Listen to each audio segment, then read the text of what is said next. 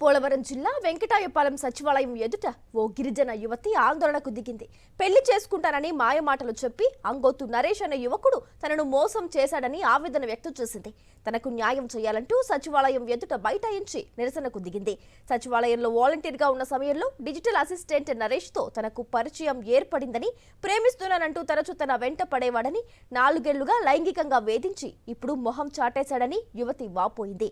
గ్రామ పెద్దల సమక్షంలో నిలదీయగా ఇంట్లో ఒప్పుకోవడం లేదని తేల్చి చెప్పాడని ఆవేదన వ్యక్తం చేసింది బాధితురాలు. అదే టైంలో డిజిటల్ అసిస్టెంట్ గా నరేష్, అంగోతు నరేష్ అనే వ్యక్తి కూడా డిజిటల్ అసిస్టెంట్ గా విధులు నిర్వర్తించేవాడు. మా ఇద్దరికి పరిచయం ఏర్పడ్డది. ఆయన నన్ను ప్రేమించమని నా వెనక పడేవాడు. నేను అప్పటికే వద్దన్నాను. నేను పెళ్లి చేసుకుంటాను కదా, నీకెందుకు భయం అన్నాడు. నేను ఆయన మాటలు పూర్తిగా నమ్మాను. తను వాళ్ళ ఇంటికి కూడా తీసుకెళ్లి నన్ను శారీరకంగా కూడా లొంగ తీసుకున్నాడు. తన న్యూడ్ ఫోటోలు, తను అసభ్యకరంగా చేసిన బూతు పదాలతో మెసేజ్లు కూడా పంపించేవాడు. జనవరికి అడిగాను, సడన్ గా నన్ను అవాయిడ్ చేయడం స్టార్ట్ చేశాడు. నేను గట్టిగా నిలదీసి అడిగేసరికి మా ఇంట్లో ఒప్పుకోరు, నేను నిన్ను పెళ్లి చేసుకోనని కళాఖండిగా చెప్పేశాడు.